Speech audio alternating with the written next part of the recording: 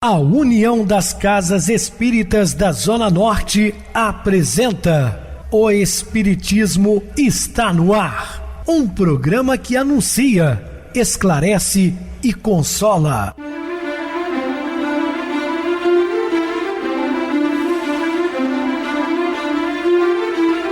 Não se turve vosso coração.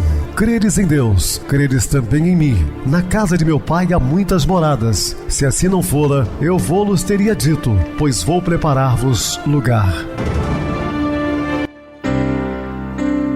O Espiritismo está no ar. Sintonize esta frequência. Pare, pense na vida, faça perguntas. Uma ótima noite para você, muito obrigado pelo carinho, pela sintonia. Rádio Clube FM, sua voz e a nossa voz. Estamos no ar de segunda a sexta-feira, desde 2014, pela emissora, depois também pelo YouTube. O canal é Viver _ Melhor. Se inscreva, deixa seu like, sua opinião é sempre importante para nós. Ou acesse o YouTube, digite o Espiritismo está no ar. Lá encontrarão vários programas. O do dia. Mando um abraço carinhoso, especial à minha querida Márcia Bertolato. Ela faz parte da Sociedade Espírita Padre Antônio Vieira, em Santa Cruz, onde eu fiz uma palestra quarta-feira, uma assistência considerável, um ambiente maravilhoso. Me coloco aqui à disposição para novas oportunidades. Um abraço a todos os trabalhadores e frequentadores do Padre Antônio Vieira. Recebo carinhosamente minha querida amiga expositora espírita Isa Rita. Uma boa noite, seja muito bem-vinda. Boa noite, Pedrosa, boa noite a todos os ouvintes. E vamos agradecer a Deus por estarmos aqui com a oportunidade de estudar o Evangelho de Jesus. Então, com muito amor, vamos ao programa. Sim, Isa, vamos ao programa hoje falando sobre humildade perante os filhos. Dúvidas, entre em contato conosco ligando para o WhatsApp da Rádio Clube FM, que é 0 operadora 32 999327758. Para falar comigo, utilize a TIM 988012675. O WhatsApp 9844949, novamente 59. O e-mail, o espiritismo está no ar, @hotmail.com. Interajam conosco, façam perguntas, tirem dúvidas, podem dar sugestões ao programa. Estamos à disposição dos ouvintes.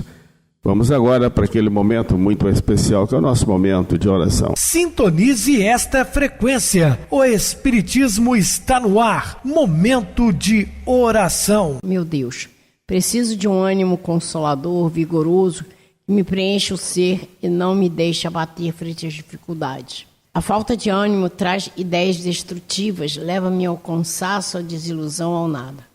Quando o ânimo chega, é como a luz e um perfume que vem transportando o prazer de existir.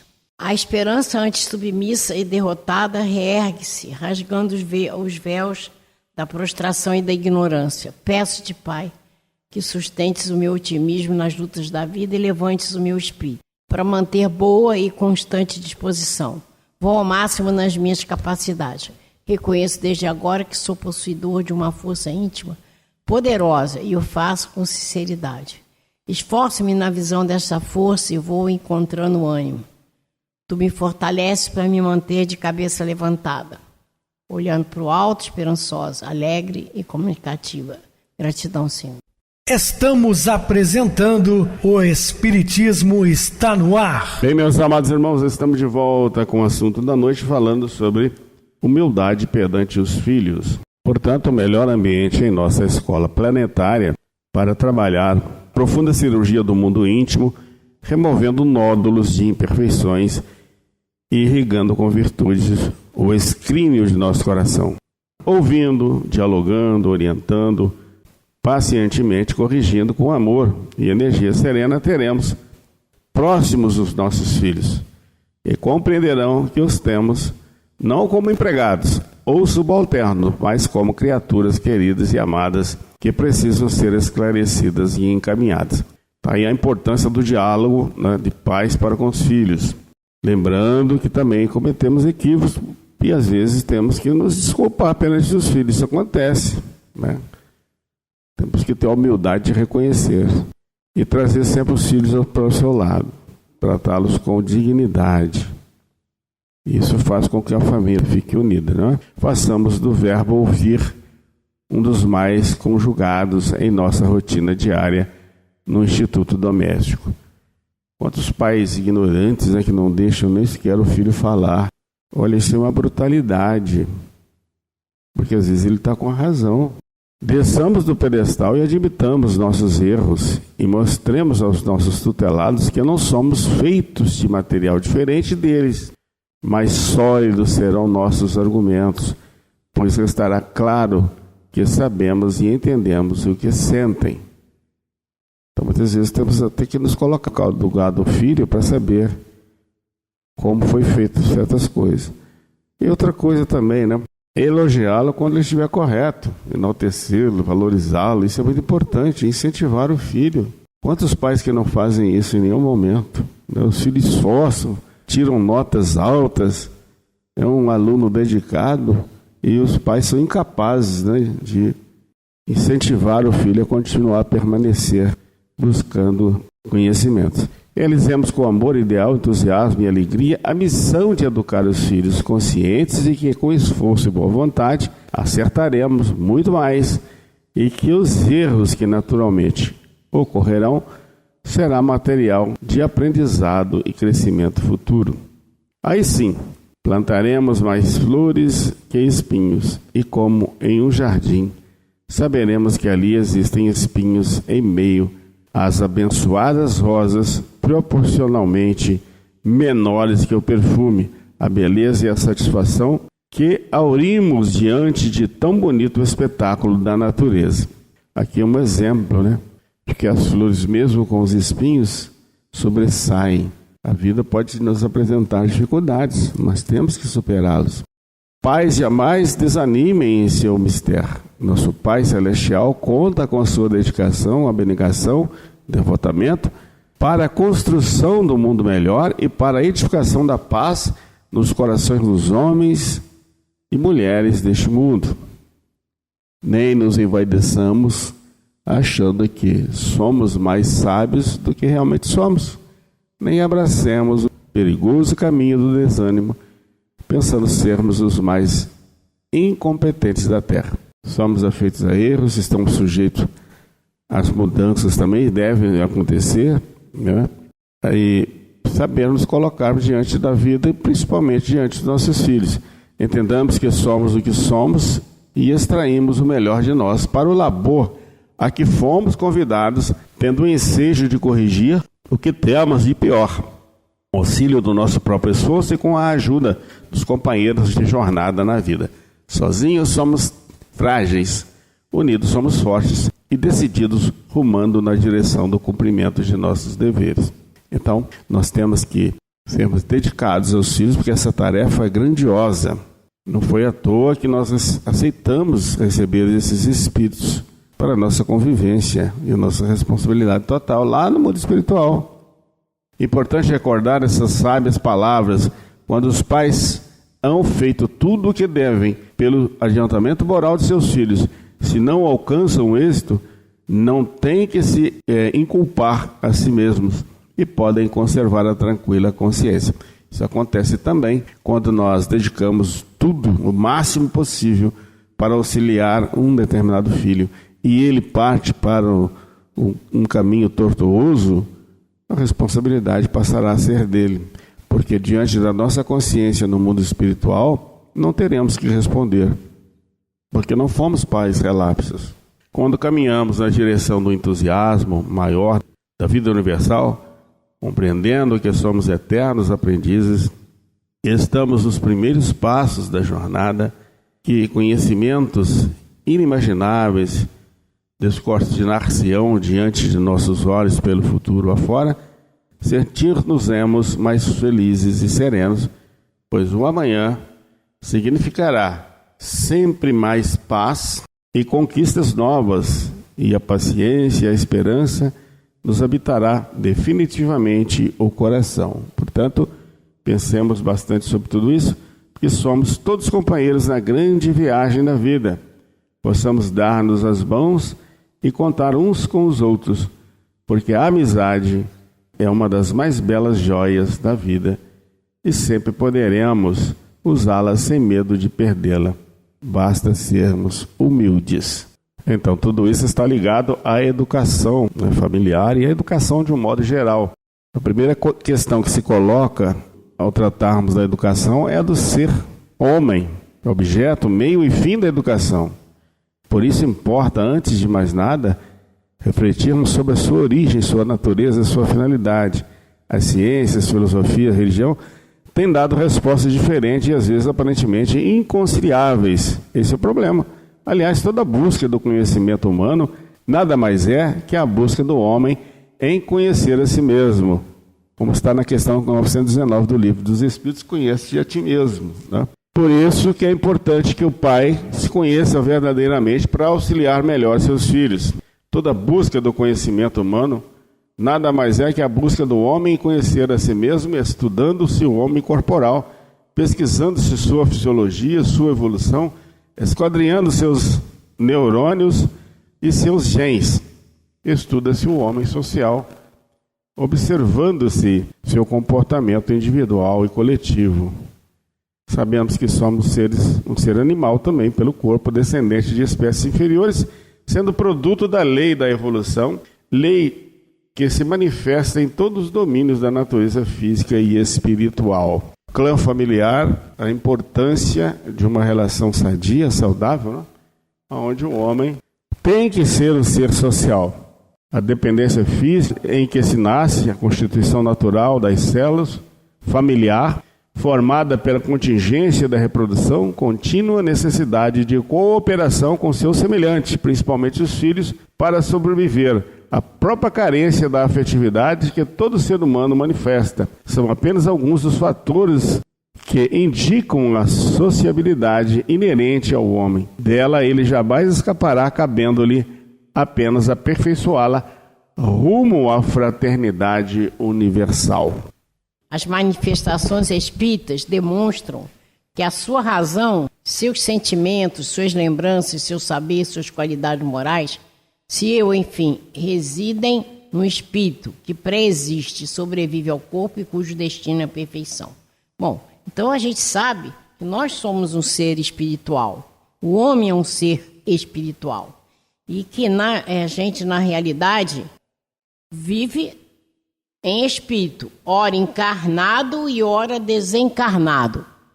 Encarnado é o momento em que você vai utilizar todo o seu conhecimento adquirido em outras reencarnações, adquirido na espiritualidade, mas que você, naquele momento, estando reencarnado, é o momento em que você vai poder utilizar todo esse conhecimento para se transformar. Porque o objetivo de a gente reencarnar é crescer espiritualmente, chegar a uma perfeição relativa, que perfeito é só Deus.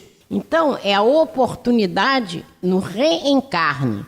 Então, a gente entende que precisamos ter bem noção disso. Somos um ser espiritual. Torna a dizer, ora encarnado e ora desencarnado.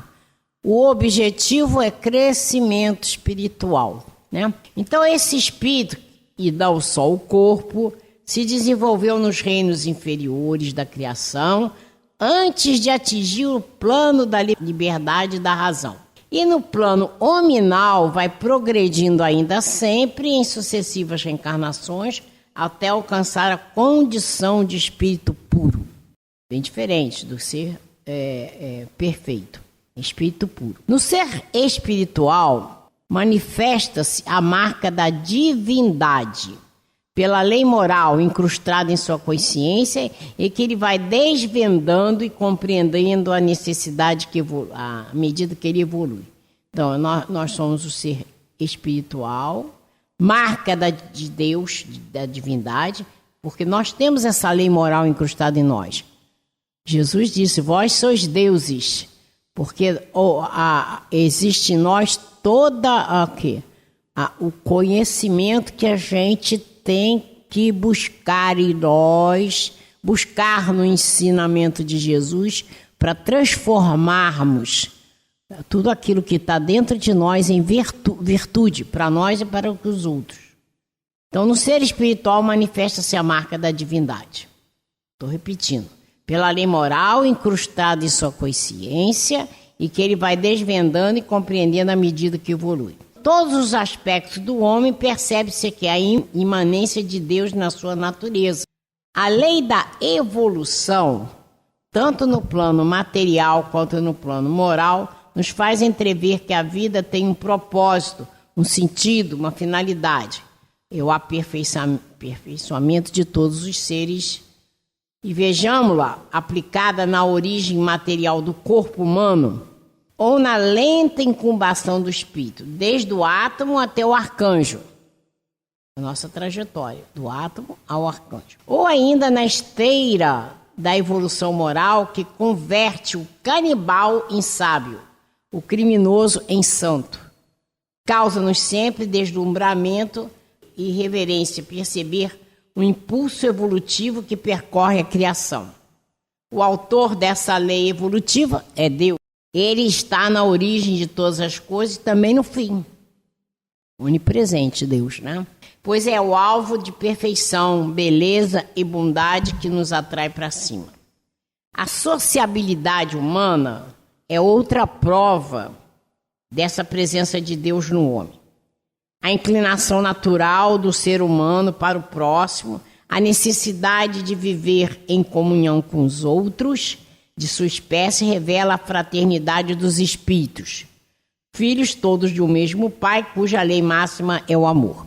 Por isso que Jesus disse: amar a Deus sobre todas as coisas e ao próximo como a si mesmo. Então a gente entende que é necessário nos amarmos.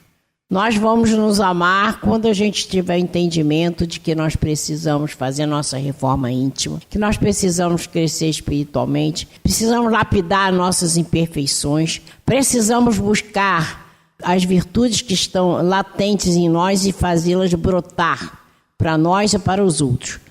Aí sim, quando nós nos amarmos, nós teremos capacidade de amar o outro. E quando nós amarmos o outro, é quando nós estaremos amando a Deus. Este é o caminho.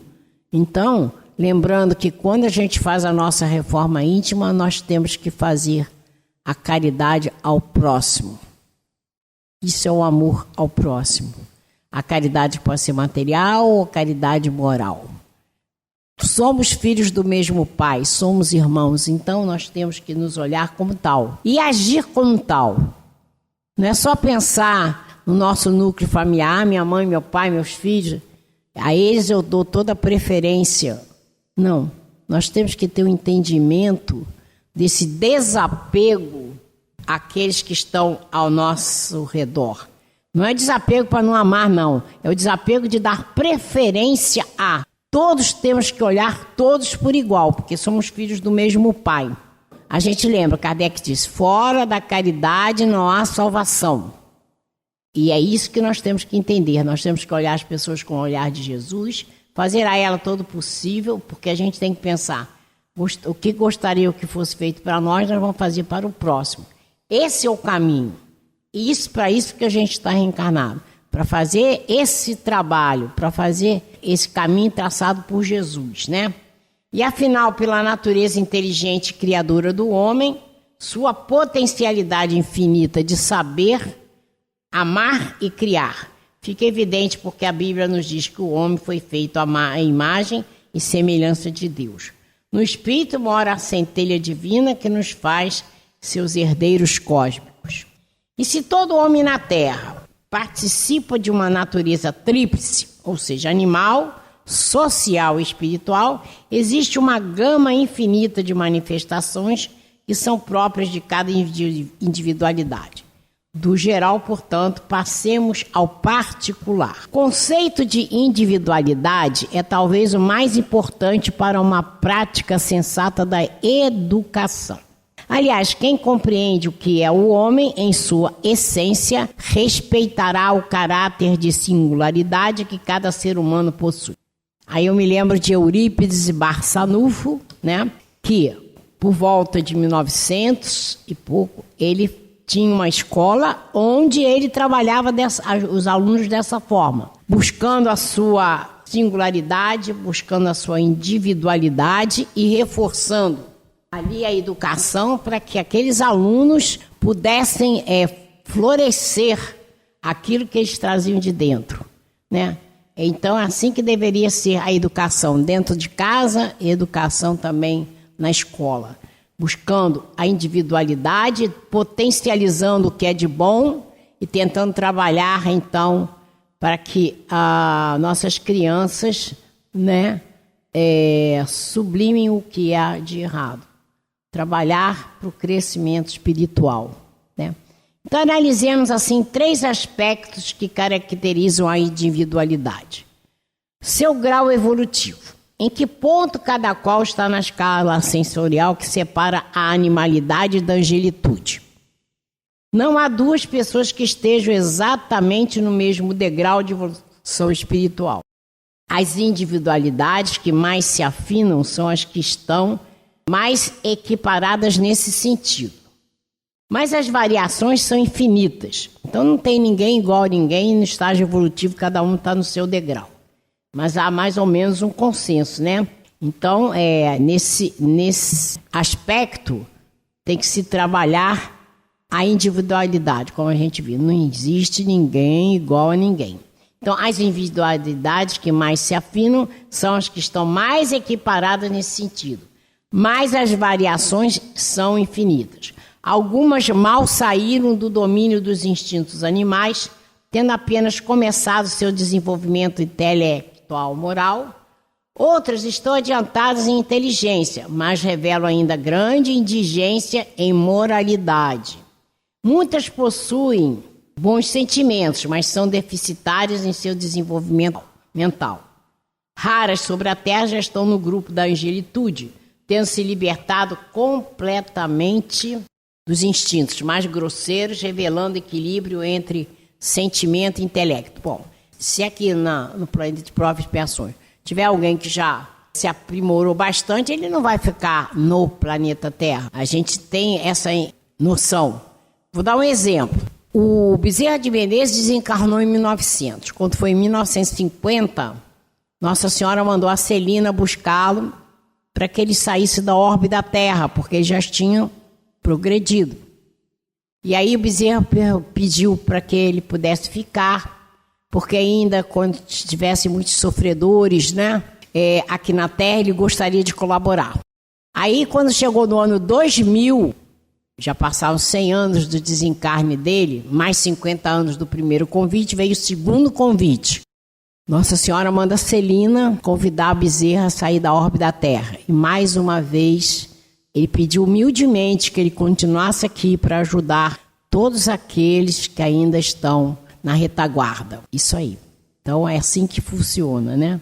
Então, quando a gente vai conseguindo atingir um grau maior de espiritualidade, não cabe mais ficarmos no planeta de provas e expiações. E lembrando que o nosso planeta de provas e expiações já está a caminho da regeneração. O movimento já começou, né? E a gente tem noção de que o planeta de regeneração não é que o mal não vai existir, mas vai ser em escala bem menor. O homem vai estar mais voltado para o outro, né? O amor vai ser mais importante, mais efetivo, né? Suas tendências inatas. Todo espírito que reencarna neste mundo já viveu outras vidas. Os espíritos dizem que a gente aqui já deve ter vivido umas 300 reencarnações e já desenvolveu certos aspectos da sua personalidade ou adquiriu certos vícios, pois o nosso planeta não é um planeta para onde venham almas novas ainda em estágio absolutamente primitivo. Então a gente lembra o seguinte: nós somos trabalhadores da última hora. Qual é o mérito? Se nós já fomos chamados tantas outras vezes e ainda estamos engatinhando, estamos ainda em crescimento espiritual. Mas o que importa é a gente não desistir, não? Uma prova material disso é a inexistência do tão procurado elo perdido, a transição do animal para o homem. Assim, qualquer espírito traz em forma de tendências inatas aquilo que conquistou anteriormente. Como cada um viveu uma história única, com uma somatória de experiências pessoais que podem ser semelhantes, mas nunca idênticas do outro espírito. Pode-se ancorar também aí a noção de singularidade. Muito bem, Isa, bem explicado. Vamos agora para o intervalo musical, a seguir a nossa oração final. Enquanto é tempo.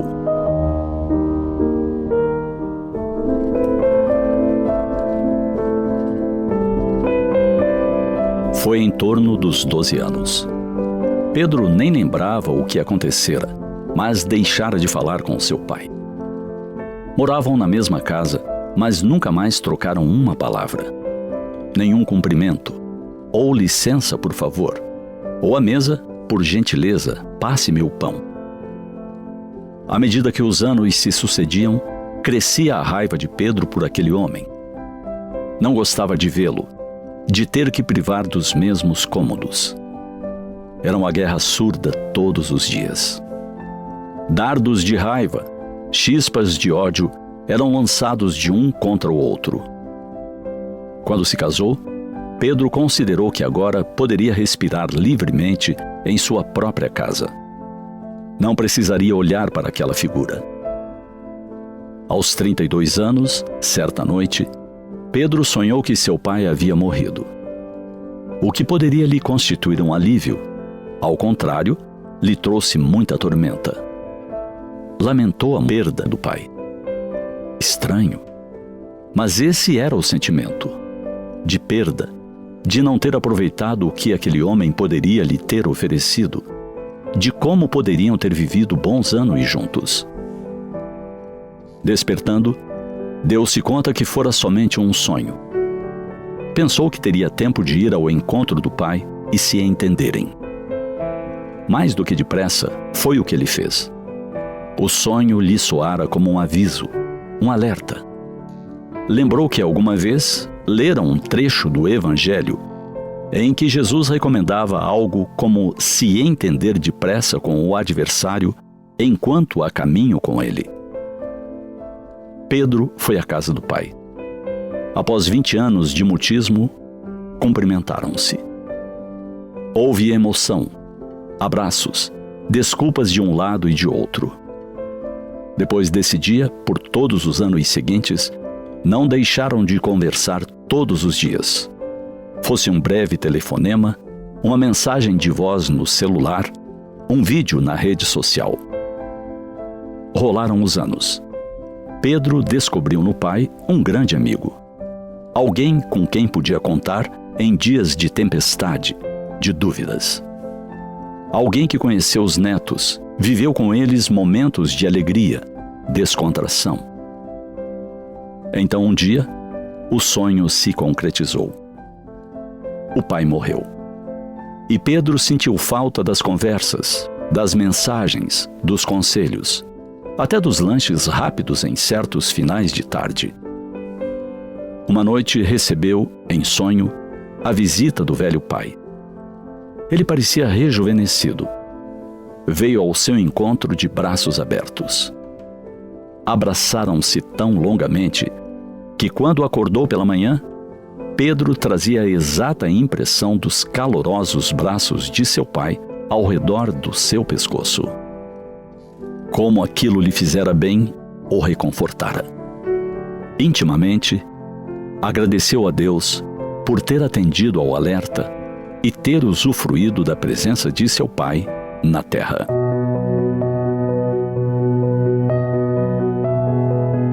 Somos assim por vezes. Brigamos por coisa alguma e resolvemos cortar relações com o familiar, o amigo, o parente distante. Quase sempre, quando recebemos a notícia de sua morte, nos arrependemos de não termos acionado a desculpa, o perdão. De não termos sanado certos enganos, certos mal-entendidos. Importante, hoje, enquanto é tempo, desfaçamos qualquer mal-estar entre nós e quem quer que seja. A vida é demasiado curta, ao mesmo tempo muito preciosa, para que a percamos em coisas tolas. Deixemos nossa alma mais leve, não carregando rancor, não alimentando mágoas. Vivamos bem, desculpemos, perdoemos, convivamos. Sintonize esta frequência. O Espiritismo está no ar. Momento de oração. Senhor Jesus, Mestre Divino, finalizando a semana do nosso trabalho, rendemos graças a Ti, Senhor, pela oportunidade sublime e grandiosa de trabalharmos a Sua seara. Agradecemos pelo ar, pela vida, pelo pão, por tudo que nos destes e nos dá sempre, Senhor. E pedimos que continue nos amparando, dando-nos forças para continuarmos o nosso trabalho por mais tempo. Que Sua paz permaneça com todos nós no programa e os nossos queridos irmãos ouvintes. Minha querida irmã Isa Rita, suas despedidas. Pedrosa, boa noite a todos os ouvintes. Agradecidos estamos por poder ter feito nosso trabalho com muito amor, pedindo a Deus que traga paz para cada um de nós, para o Brasil e para o mundo. E até o próximo programa. Boa noite para você, Isa. Muito obrigado pelo apoio aqui no programa. Boa noite também a todos os amados irmãos ouvintes do YouTube, internautas do Brasil, do exterior, nossos irmãos da Zona Norte e de Juiz de Fora, que nos acompanham com a rádio local 87,9 Rádio Clube FM. Continuem ligados ouvindo a nossa próxima atração, o programa Batidão com o DJ Tico, a seguir na voz de Ailton Moreno, o Encontro Central. Uma ótima noite de sexta-feira, um feliz final de semana e até segunda-feira, se Deus quiser.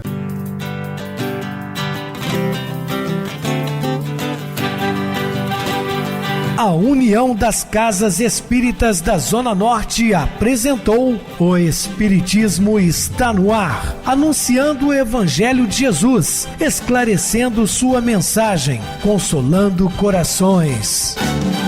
Olhe pro céu e descubra imagens de luz. Se tem Jesus, o amor todo que Deus te deu. Pense no bem, no melhor em que pode fazer. Seja o que for, também vai receber. De coração, ajude-me, irmão, a caridade é o caminho do amor. Faça ainda que possa sofrer, pois bênçãos de Deus há de ter. Ame, perdoe e viva melhor a natureza, o céu e o mar. Veja o encanto que a vida nos dá, a chance eterna que temos para amar.